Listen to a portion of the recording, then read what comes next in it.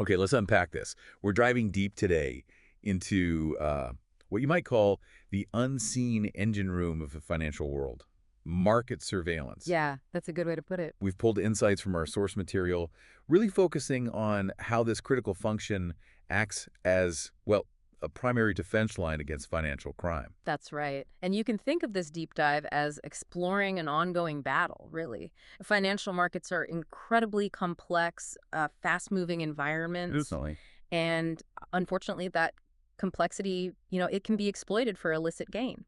So our mission here is to understand what market surveillance is, Right. why it's absolutely non-negotiable for market integrity, how the frankly sophisticated systems actually work, and the constant evolving challenges they face. Because keeping markets fair and transparent, it isn't just something that happens, is it? It takes constant vigilance Exactly. and increasingly advanced tools. And it's an active fight, really, for integrity. So Yeah. let's maybe start at the beginning. What exactly are we talking about when we say market surveillance? Okay. At its core, market surveillance is the systematic, ongoing monitoring and analysis of trading activity within financial markets. Okay. It's essentially the process designed to spot when something looks, well, off. And the big why behind it. What's the ultimate goal here? The primary goal is definitely to detect and, importantly, prevent market abuse, manipulation, and other irregularities that could distort prices or mislead participants or just generally undermine confidence in the market. So it's about protecting the integrity of how prices are set. Precisely. And the fairness of the whole trading environment. And this isn't just like people watching screens all day, right? You mentioned advanced tools. Oh, absolutely not. I mean, given the sheer volume and speed of modern trading, high-frequency trading, algorithmic strategies, Yeah, the speed is incredible. effective surveillance relies very heavily on advanced technologies. We're talking massive data analytics platforms, artificial intelligence. These systems are typically deployed by regulators and the exchanges themselves. Hmm. But financial firms also have significant internal surveillance obligations, too. So it's really about using technology as this watchful eye across the entire market, making sure it stays fair and transparent for everyone. Exactly. Which kind of brings us neatly to the core objectives. What specific behaviors are these systems actually designed to target and prevent? Right. Beyond just a general sense of bad stuff, what are the key functions? What are they really looking for? Okay, so the most prominent function is detecting and preventing various forms of market manipulation. This includes tactics like spoofing, layering, and marking the close, Okay. which are all basically designed to create false impressions of supply or demand in the market. Got it. They also actively look for insider trading. That's the misuse of, non-public material information to gain an unfair trading advantage. That's a big one. And what about just weird market movements, extreme volatility? Yes, absolutely. Monitoring excessive volatility or unusual price movements that aren't easily explained by normal market dynamics is also key. The systems aim to ensure prices are formed by genuine supply and demand, not, artificial actions.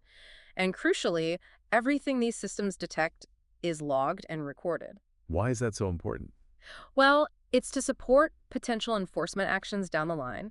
You need a clear audit trail, solid evidence. Ah, okay. So by doing all this, the direct impact is what? Protecting investors, Yes, keeping the markets orderly, and promoting compliance across the board. precisely.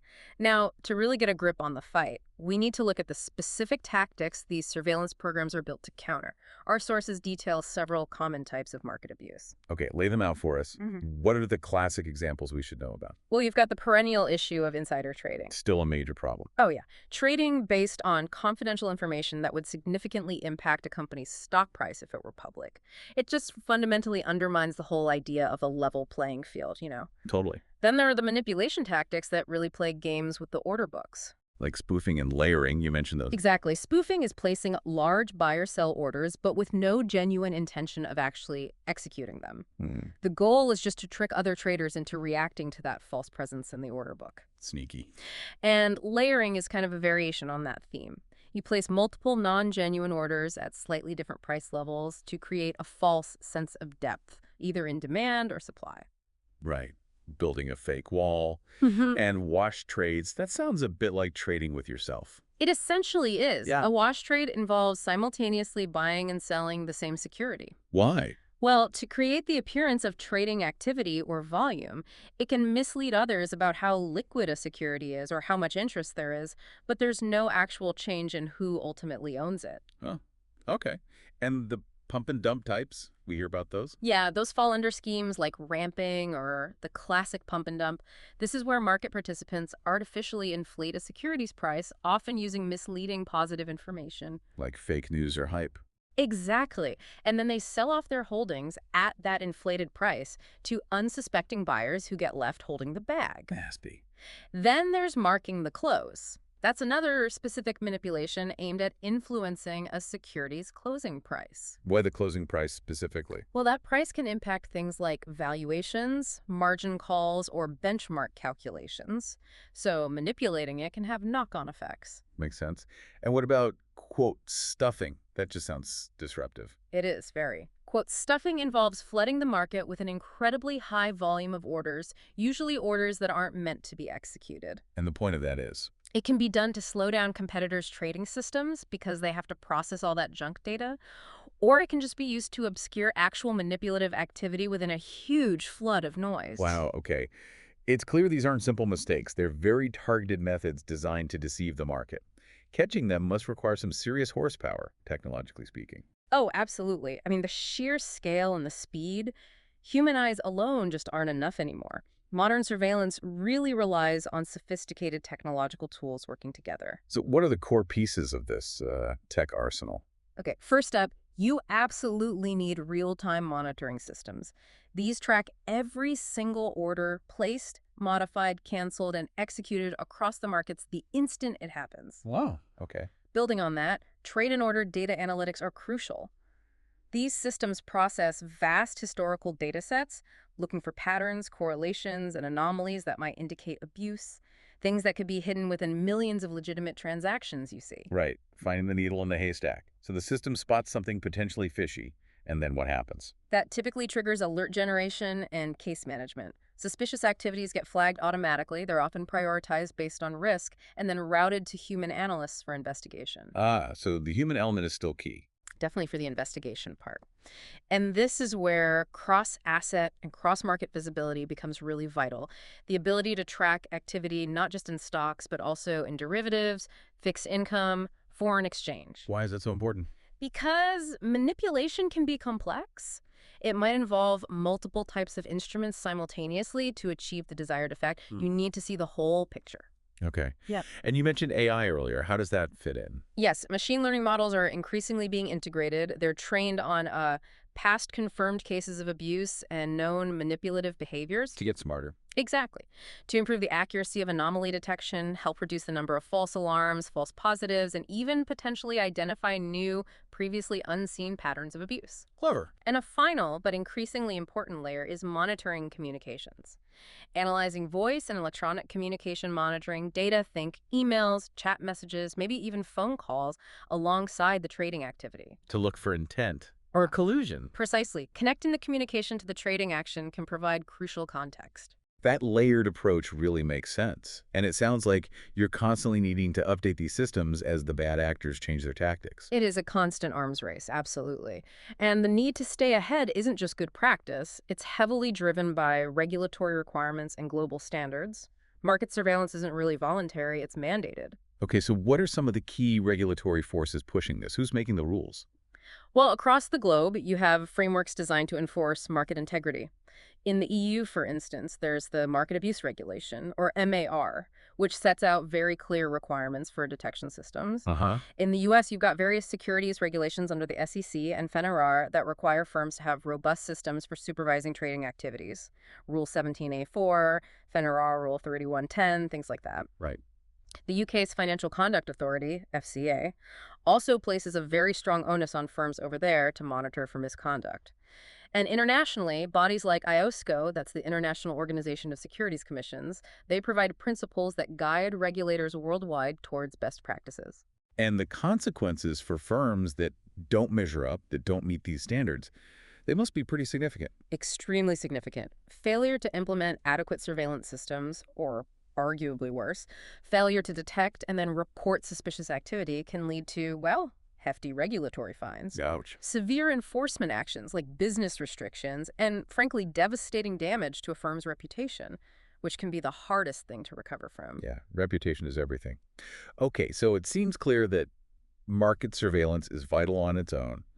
But how does it fit into the, let's say, the broader ecosystem of fighting financial crime? Does it connect to other areas? Oh, definitely. There's significant overlap and really potential for synergy. Think about anti-money laundering AML efforts. How so? Well, unusual trading patterns, like those wash trades or maybe rapid buying and selling, can sometimes be the layering stage of trying to disguise illicit funds, trying to make dirty money look clean through market activity. Ah, interesting connection. Surveillance systems might also pick up on potential sanctions evasion. For example, trying to trade in restricted securities or interacting, even indirectly, with sanctioned individuals or entities. And terrorist financing. Is that a factor too? While perhaps less common as a direct method compared to others, the sources do mention how, seemingly obscure or low-value trades could potentially be used for covert money movement, something that might be flagged by anomaly detection systems. Right. And it also feeds into customer risk assessment. The behavioral data from trading habits picked up by surveillance can provide valuable input when figuring out a client's overall risk profile for other compliance purposes. So really connecting the dots between market surveillance alerts and the intelligence coming from other compliance functions like AML or KYC, Hmm. that gives a much more complete picture of potential illicit activity. Absolutely. It's really a multidimensional problem, and it requires these integrated solutions. Silos don't work here. But even with all this advanced technology and integration, the fight isn't over, right? Institutions must face some pretty significant challenges just keeping pace. Oh, for sure. The challenges are constant and evolving. What are the biggest hurdles right now, would you say? Well, one is undoubtedly the sheer volume and speed of high frequency and algorithmic trading. Just detecting those really nuanced manipulation signals, often hidden within millions of split-second trades. It's immensely complex computationally. I can imagine. Another big one is cross-border and multi-venue trading, monitoring activity consistently across different exchanges in different countries, each maybe with slightly different rules or data formats. That creates huge technical and logistical headaches. Yeah, joining that all up sounds tough. And what about the emergence of new asset classes, like crypto? That is a major, major challenge. Crypto and digital assets often operate outside the traditional regulatory structures or in a gray area. And they often lack the centralized, standardized data feeds that conventional surveillance systems rely on. This can create potential blind spots for regulators and firms. So hard to watch if you don't have the right window. Kind of, yeah. And then across all markets, there's just the constant battle against data overload. You have so much data coming in, filtering out the genuine threats from all the everyday market noise. Yeah. That's an enormous analytical challenge in itself. Don't flag everything, don't miss the real problems. It really sounds like staying effective isn't just about buying the latest software package. It's about constant adaptation, sophisticated tuning of the systems, and really strong internal governance around the whole process. Precisely. You've hit the nail on the head. Which brings us back, really, to why all this work is so fundamentally important. Right. Because ultimately, all this effort, all this tech, all this analysis and market surveillance, Mhm.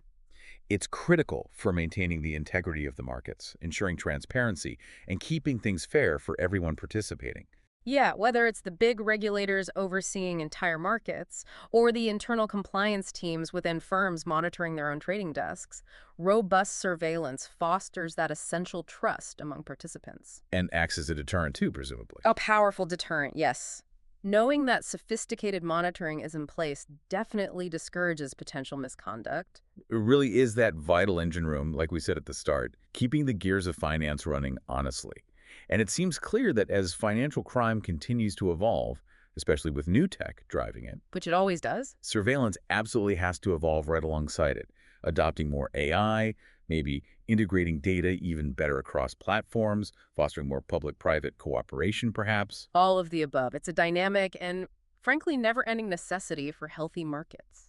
So I guess the big takeaway from this deep dive is that market surveillance is this incredibly complex, tech-driven, vital function that really underpins the trust and integrity we need in financial markets.